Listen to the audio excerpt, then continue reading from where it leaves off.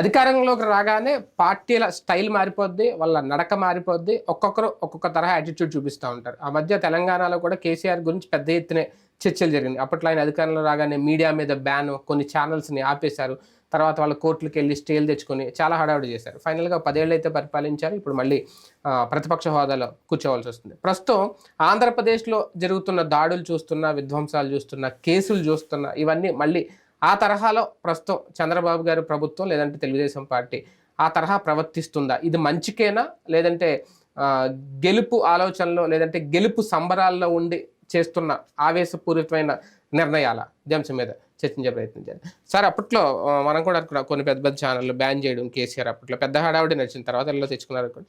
ఇప్పుడు కూడా ఏదో కొన్ని ఛానల్స్ని బ్యాన్ చేస్తున్నారంట, కొన్ని ఛానల్స్ని మీరు మొన్నటి వరకు వైసీపీ తరపున సపోర్ట్ చేశారని వాళ్ళని కూడా నిషేధించడం, కొన్ని డిబేట్స్ కూడా వీళ్ళకి వెళ్ళొద్దని చెప్పడం, కొన్ని అంటే ఏంటి ఈ తరహాలు ఆలోచనలు అధికారంలో రాగానే అలా మారిపోతారా? నిజంగా పైనుంచి వస్తాయి నిర్ణయాలు, క్రింది స్థాయిలో అన్న తీసుకుంటుంటారా? అంటే ఈ ఛానళ్ళకి వెళ్ళడం, బ్యాన్ పెట్టడం అన్నటువంటిది 2018 నుండి జరుగుతుంది. వైసీపీ వాళ్ళు తెలుగుదేశం ఛానళ్ళకి వెళ్ళకపోవడం, తెలుగుదేశం వాళ్ళు వైసీపీ ఛానళ్ళకి వెళ్ళకపోవడం అన్నటువంటి న్యూట్రల్గా ఉండేటువంటి ఎన్టీవీ, TV9 లాంటి వాటికి వెళ్తుండేవాళ్ళు ఇద్దరు కూడా. ఎప్పుడైతే లాస్ట్ 3 months అనుకుంటా TV9, అంతకుముందు అయితే TV9 న్యూట్రల్ గానే వ్యవహరించింది, ఎన్టీవీ న్యూట్రల్ గానే వ్యవహరించింది. ఇటు ఛానళ్ళు ఇటేమో సాక్షి ఉంటుంది, అటు పక్కనే వాళ్ళు ఉండేవాళ్ళు. 4 ఛానల్స్ ఉండే. ఇప్పుడు వచ్చేటప్పటికి చివరి 3 నెలలు మాత్రం పూర్తి వైఎస్ఆర్ కాంగ్రెస్ పార్టీ కార్యకర్తలుగా మారిపోయింది. TV9 ఎన్టీవీ కూడా వచ్చేసాయి. TV9 NTV 10TV. TV9కి 2 ఛానల్ ఛానళ్ళు ఉన్నాయి. అందుకని వీళ్ళు 3 ఛానళ్లతో బ్యాలెన్స్ అయిపోయింది అనుకున్నారు. రేటింగ్ ఎట్లాగా ఉంటాయి కదా, కాబట్టి ఇటు 4 అటు 4 లెక్కేసుకున్నారు. కాకపోతే ఫెయిల్ అయింది కదా. అవును, ఇప్పుడు అన్ని ఉన్నా కూడా అటు 4 ఉన్నా మేము ఒక్కదాంతో గెలిచామని కిందసారి సాక్షి వాళ్ళు అనుకునేవాడు. ఇప్పుడు సాక్షితో పాటు ఇంకో 3 ఛానళ్ళు వచ్చినప్పుడు ఫెయిల్ అయ్యారు కదా. కాబట్టి మీడియా అనేటటువంటి దాని వల్ల సక్సెస్, ఫెయిల్యూర్ అనేటువంటిది ఒక భ్రమ పదార్థం. కాకపోతే జనాలు విశ్వసనీయత అనేది చచ్చిపోయింది. మీడియా బ్యాన్ చేయడం వల్ల వీళ్ళ స్వరం వినిపించే అవకాశం కూడా కోల్పోతారు కదా, అది ఎందుకు ఆలోచించరు? ఏముంది దాంట్లో? ఇప్పుడు ఇదివరకు అది ఉండేది, రెండో ప్రతిపక్షంలో కూడా మన వాయిస్ వినిపించాలి కదా. కానీ ఎప్పుడైతే క్రిందసారి సాక్షి వాళ్ళు తెలుగుదేశం మీడియాకి వెళ్ళకుండా కూర్చున్నారు 19 ముందు, గెలిచారు వాళ్ళు. కాబట్టి ఇక అపోజిషన్కి వెళ్ళక్కర్లేదు మనం అనేటటువంటి కాన్సెప్ట్ ఒకటి తెలుగుదేశానికి కూడా వచ్చింది. తెలుగుదేశం అంతకుముందు చాలా పీక్ టైంలో కూడా కంపల్సరీగా ఈవెన్ సాక్షికి కూడా వెళ్ళేవాళ్ళు తెలుగుదేశం వాళ్ళు. అది ఉండేది. ఇప్పుడు కేఎస్ఆర్ షోలో అప్పుడు ఖచ్చితంగా తెలుగుదేశం వాళ్ళు కూడా ఉండేవాళ్ళు కదా, అట్లాంటిది నడిచేది. తర్వాత ఒక బ్యాన్ పెట్టేసుకున్నారు. ఇక అప్పటి నుంచి ఏంటంటే ఇప్పుడు వాస్తవంగా వర్టికల్ గా డివిజన్ చేసేసారు ఛానల్, అటు ఇటు అని.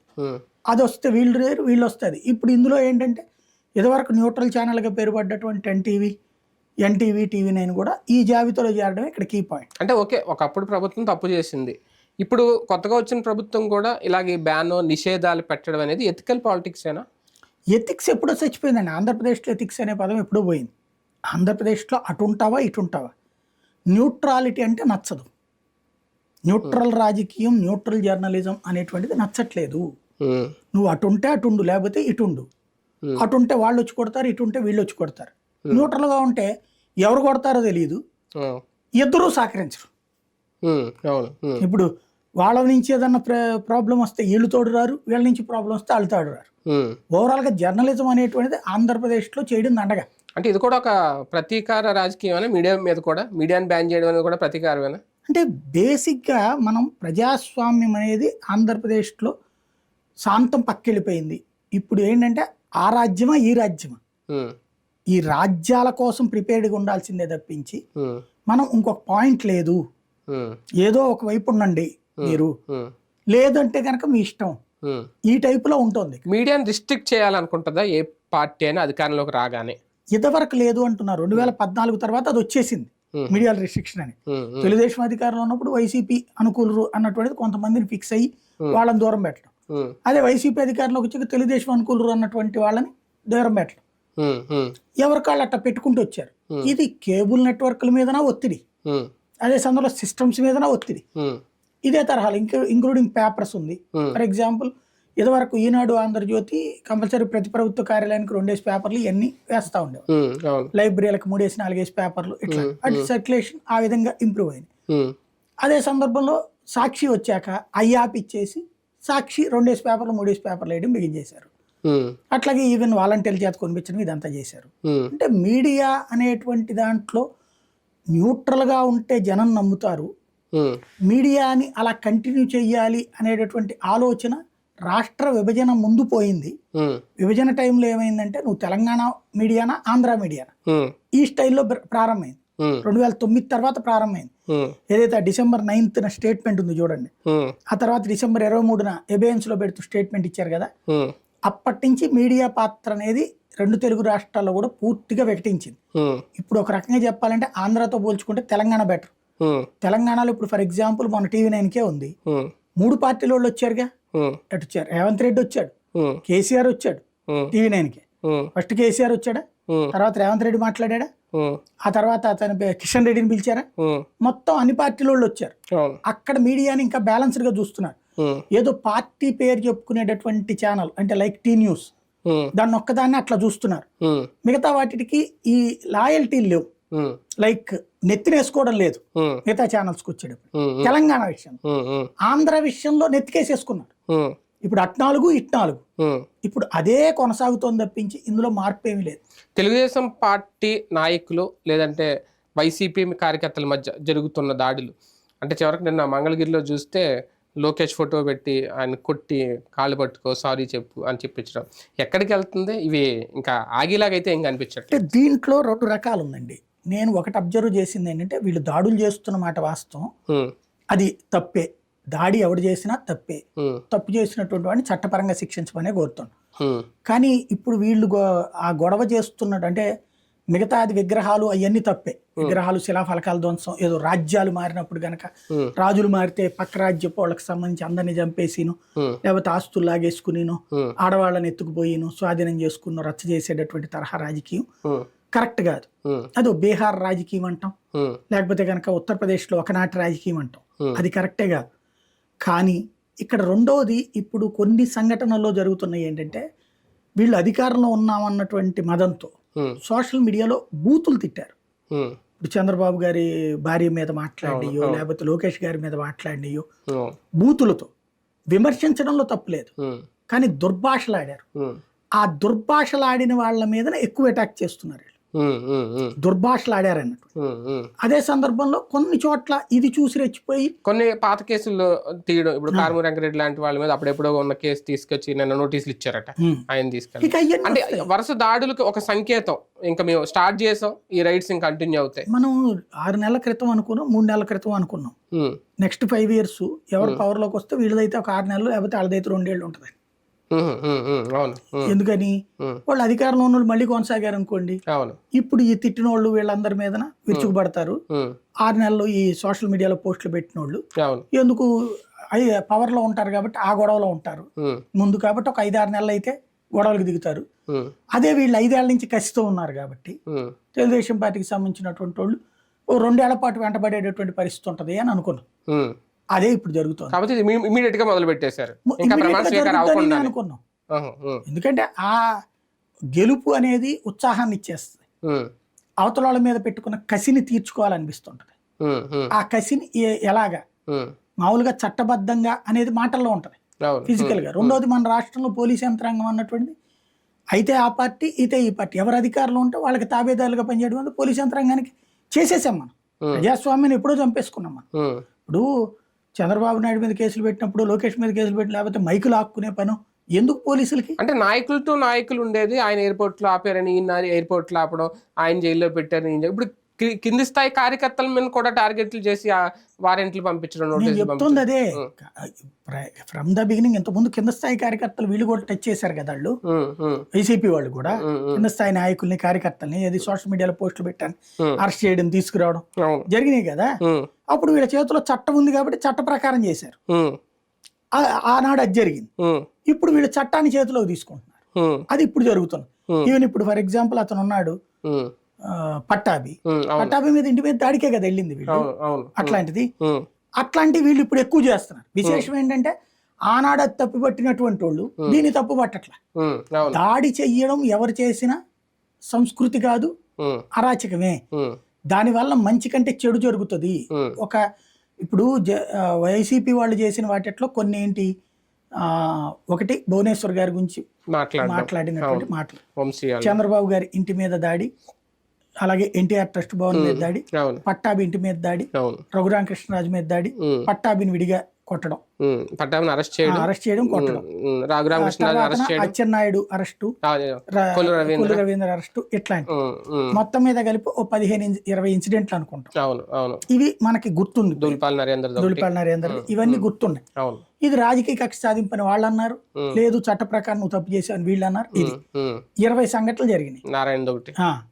ఇవన్నీ 20 నుంచి 25 రామోజీరావు గారు కానీ ఇవన్నీ. ఇది ఇతను పెద్దోళ్ళతో పెట్టుకున్నాడు. అదే అంటున్నాను నేను. అవును, పెద్దవాళ్ళ ఇష్యూస్ అయ్యాయి, నోటెడ్ పర్సన్స్, మాజీ ఎమ్మెల్యే, చట్ట ప్రకారమైనటువంటి ఫైట్లు అయ్యన్నీ. దాడులకు సంబంధించి మాత్రం వీళ్ళ 4 ఇష్యూస్ మేజర్. ఖచ్చితంగా అట్లాంటి వాటి తరహాలో ఇక్కడ ఏదో కొంతమందిని అనుకుంటే దారుణమైనటువంటి స్థాయిలో ఉంది ఇప్పుడు. అదే కదా. అదేంటంటే ఇక ఎవడు కనబడితే వాడు పేరు రెడ్డి అని కనబడితే కొట్టడం, రెడ్డి అనేటువంటిది ఉంటే ఒప్పుకోమంటే. నేను అనేది పైనుంచి రెచ్చగొడుతున్నారా లేదంటే పైనుంచి ఏమన్నా ఆర్డర్స్ వస్తున్నాయో తెలియదు కానీ నోటీసులు ఇవ్వడం ఇవన్నీ ఒకటి అయితే, లోకల్ గా గల్లీలో కూడా గల్లీ లీడర్లు కొట్టేసుకోవడం, ఇంటికి వచ్చి పగల కొట్టేయడాలు, కార్లు వెళ్తుంటే రాళ్ళు తీసేయడం, ఇవన్నీ పెరిగిపోతున్నాయి. ఆ అరాచకం, ఆ విధ్వంసాలు. అదే చెప్తున్నా, అది తప్పనినే అంటాం, దాన్ని ఎవడు సమర్థించం కదా, అది అరాచకమే. దాన్ని పార్టీ నాయకులు చూసి చూడటం లేదు. చంద్రబాబు గారు మొన్న ఏదో ట్వీట్ ఇచ్చేటప్పుడు కూడా అదేంటి సంయమనం పాటించండి, అవతల వాళ్ళు రెచ్చగొట్టాను, కవ్యం చర్యలు ఏంటి అక్కడ దాడులు జరుగుతున్నది, కవ్వింపు ఏముంటది? ఇప్పుడు శిలాఫలకం ఏం కవ్విస్తుంది?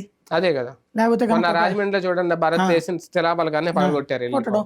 అంటే బేసిక్ గా ఒక తీవ్రమైనటువంటి అసహనం, అసంతృప్తి ప్రస్తుతం రాష్ట్రంలోకి.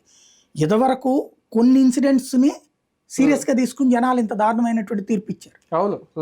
ఇప్పుడు అంతకంటే దారుణమైనటువంటి ఇన్సిడెంట్స్ ఇవన్నీ లెక్క కడితే కొన్ని వేలు ఉంటాయి. వైసీపీ టీడీపీ మధ్య జరుగుతున్న గొడవలు ఓకే, రాజకీయంగా ప్రతీకారం. ఇద్దరు కలిసి ఉన్న టీడీపీ జనసేన మధ్య కూడా చాలా చోట్ల ఇప్పుడు వివాదాలు. అంటే అవి ఏ స్థాయికి వెళ్తాయని తెలియదు కానీ స్టార్ట్ అయితాయని, అయితాయని. దేనికి పరాకాష్ట అనుకో, ఒక పిఠాపురంలోనే కదా అది. పిఠాపురం అక్కడితో క్లోజ్ అవుతుంది అనుకుంటున్నది. ఏంటంటే స్థానికంగా ఉన్నటువంటి వాళ్ళ ఆధిపత్యం. ఇంతకుముందు తెలుగుదేశం గెలిచి ఉన్నది కదా, అక్కడ ఏదో ఉన్నాయట రూలు. అవును, టెంపుల్ సంబంధించి, దేవాలయాలకు సంబంధించి వాళ్ళకి ఆధిపత్యం అది. అయితే ఇప్పుడు ఏమంటారు, రాష్ట్రంలో మేము వచ్చాం కాబట్టి అని తెలుగుదేశం అంటుంది, ఇక్కడ మేము గెలిచాం కాబట్టి మాది అంటుంది జనసేన. అది పవన్ కళ్యాణ్ గారు సెటరేట్ చేయాలి, ఈ లోపు తొందరపడిపోయారు. అంటే అక్కడ ఒక విధంగా వైసీపీ వాళ్ళు కవ్వించినట్టు కావాలని తీసుకొచ్చి జనసేన వాళ్ళ చేతికి ఇచ్చారట తాళాలు. వాళ్ళు జనసేన వాళ్ళకి ఎందుకు ఇచ్చారు? 2 రోజులు ఆగిన తర్వాత, లేకపోతే అంటే దేవాదాయ శాఖది కాదట అది. కాబట్టి అక్కడ ఇద్దరిని పిలిచారట, జనసేన వాళ్ళ చేతిలో పెట్టారు. ఆ జనసేన వాళ్ళు ఏమంటారు, మాదేనంటే తెలుగుదేశం వాళ్ళు మీద ఎట్ట అవుతుంది, రాష్ట్రంలో మేము కదా అధికారంలోకి వచ్చింది అంటారు. ఇందులో టెక్నికాలిటీస్ ఉన్నాయి. అది సమాధానం రేపు పొద్దున అది పంచాయతీ చేయాల్సింది పవన్ కళ్యాణ్, లోకల్ పంచాయతీ. ఇప్పుడు అది మొన్నేమో ఎవరో వైసీపీ ఎమ్మెల్యే సర్పంచ్ దగ్గరికి వెళ్ళారు చేర్చుకోవడానిక, లేకపోతే అతన్ని థ్యాంక్స్ చెప్పడానికట, హెల్ప్ చేశాడు భాగంగానే ఆయన అన్నాడు, వర్మే అన్నాడు. అదే ఎలక్షన్స్ అప్పుడు సహకరించాడు. అంటే సర్పంచుల సంఘం అట అతను, సర్పంచుల సంఘం తరపున మాకు సహకరించారు కాబట్టి చెప్పడానికని, వీళ్ళు చేర్చుకోవడానికి అన్నట్టు వీళ్ళు ఫీల్ అవుతున్నారు. అది ఎవరు కన్విన్స్ చేయాలా? ఇప్పుడు మేబీ నాగబాబు గారు, పవన్ కళ్యాణ్ అది ఒక్కటే ఇన్సిడెంట్. అంటే యాక్చువల్ గా మెయిన్ నియోజకవర్గం అది, ఆయన పోటీ చేసిన నియోజకవర్గం కాబట్టి అక్కడే కోఆర్డినేషన్ లేకపోవడం స్టార్ట్ అవ్వడం, రేపు పొద్దున ఇంకా నియోజకవర్గం సెట్ అయిపోతుంది. అంటే ఒకటి ఇద్దరు రెచ్చగొట్టేవాళ్ళు కాదు, పవన్ కళ్యాణ్ గానీ చంద్రబాబు. కానీ గతంలో స్థానిక ఎన్నికల్లో ఈ 2 పార్టీలే ఎవరికి సంబంధం లేకుండా గ్రౌండ్ లెవెల్లో వాళ్ళే ఏకాభిప్రాయంతో కొన్ని చోట్ల నిర్ణయాలు తీసేసుకున్నారు కదా. ఇప్పుడు ఈ స్థాయిలో గెలిచినా సరే ఈ వివాదాలు ఏంటని, అదే సహజం. వచ్చిన తర్వాత ఇప్పుడు టెక్నికల్ పాయింట్ రైజ్ చేశారు, ఆ టెక్నికల్ పాయింట్ కి ఆన్సర్ కావాలి.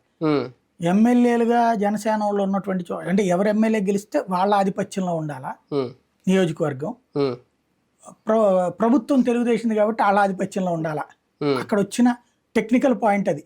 జడ్జిమెంట్ ఇవ్వాల్సింది ఇద్దరు జడ్జీలు, చంద్రబాబు, పవన్ కళ్యాణ్. కానీ ఓవరాల్ గా ఇవన్నీ చూసుకుంటే ఈ దాడులు కానీ, మీడియాని బ్యాన్ చేయడం కానీ, కింది స్థాయిలో వీళ్ళు కొట్టుకోవడాలు, ఇవన్నీ ఒకప్పుడు కేసీఆర్ టైంలో కూడా ఇలాగే పాలన చేస్తే ఆయన ఒక నియంత, అరాచకం ఇవన్నీ అన్నారు. ఆ తరహా పాలన ఏమన్నా ఇప్పుడు చూడబోతున్నాం అనే సంకేతాలు ఏమన్నా ఈ దాడులు చూపిస్తున్నాయా? అంటే కేసీఆర్ తరహాలో కూడా ఇంత జరగలేదు దాడులు. ఇంత జరగలేదు కానీ ఆయన వ్యక్తిగతంగా తీసుకున్న నిర్ణయాలు నియత్ అనిపించినాయి. ఆంధ్రప్రదేశ్ ఆవిర్భావం తర్వాత ఇంత దారుణమైంది ఎప్పుడు జరగల. అవును, ఏపీ ఏర్పడ్డాక వందల సంఖ్యలో, వేల సంఖ్యలో అనలేము. పోలీసులు చేష్టలుడికి చూసినటువంటి సందర్భం, చూస్తూ ఉన్న సందర్భం ఇది ఎప్పుడు గతంలో లేదు.